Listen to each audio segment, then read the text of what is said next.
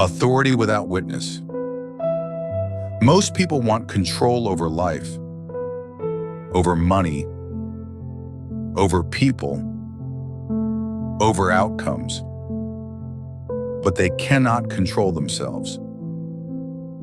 They speak discipline, but obey impulses. They talk strength, but react emotionally. They want authority, but negotiate with weakness every day. Self-command is not motivation. It is not confidence. It is not intensity. Self-command is final authority over your own behavior. This episode is not about becoming powerful. It is about becoming unmovable. What self-command actually is. Self-command is misunderstood. It is not. Being calm sometimes. Being disciplined when motivated. Being strong when things go your way. Self-command is doing what must be done, regardless of emotion, comfort, or permission. The Stoics did not seek control over the world. They sought control over response. Because the one who commands himself cannot be commanded by circumstance. Why most people never reach it? Most people live under reactive authority.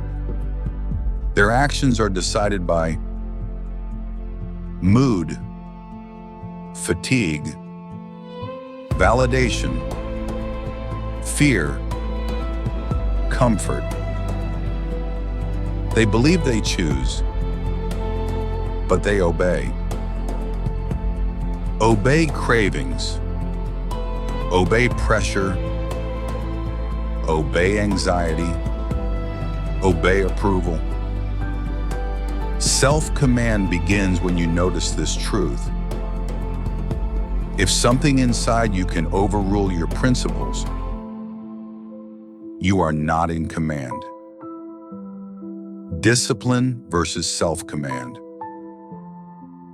Discipline is external structure.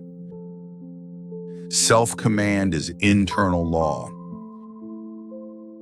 Discipline says, I should do this. Self-command says, this is done. Discipline requires effort. Self-command requires alignment. This is why many disciplined people still collapse.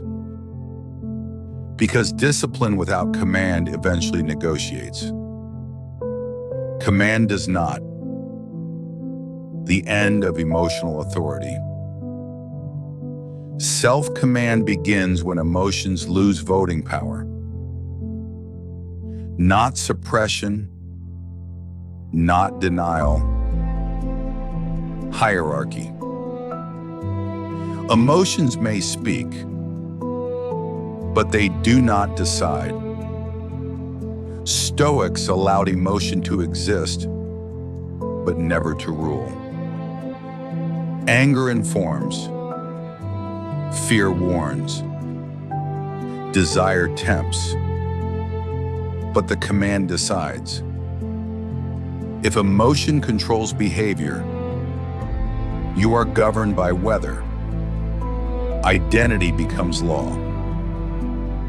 At this level, rules are no longer reminders. They are identity locked. You don't say, I'll try not to do that. You say, that's not who I am. Self-command is when behavior stops requiring debate. No mental conversation. No justification. No inner courtroom. The decision was made long ago. Silence as a symptom of power. People with weak command explain themselves constantly. People with self-command do not announce, do not argue, do not defend, do not seek agreement. Silence is not mystery, it is a certainty. The Stoics spoke little because nothing inside them was unsettled. Noise is a sign of internal disorder. Why self-command looks cold to others? Self-command is often mistaken for arrogance. Because you don't react. You don't chase. You don't justify. You don't soften standards. People interpret this as distance. In reality, it is clarity. When you command yourself, you stop participating in emotional chaos. That makes others uncomfortable. Command requires solitude. You cannot build self-command in crowds. Crowds dilute standards. Crowds normalize weakness. Crowds reward reaction. Solitude removes negotiation. Alone you face your impulses, your excuses, your true discipline.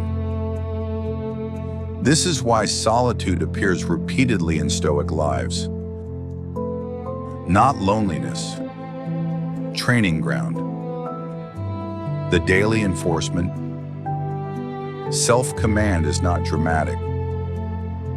It is enforced quietly, daily, repeatedly, through early rising when tired,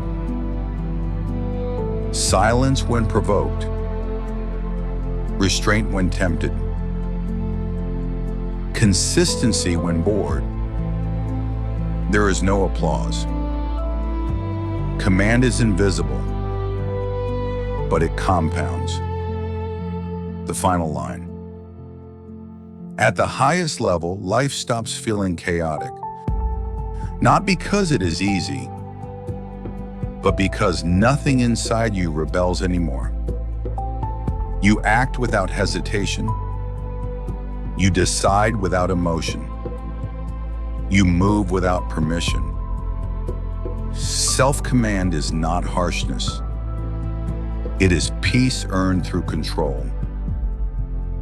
The Stoics believed freedom came last, after command. Not freedom to do anything. Freedom from being ruled by anything. These are Stoic life rules. Command yourself, and the world loses its leverage over you.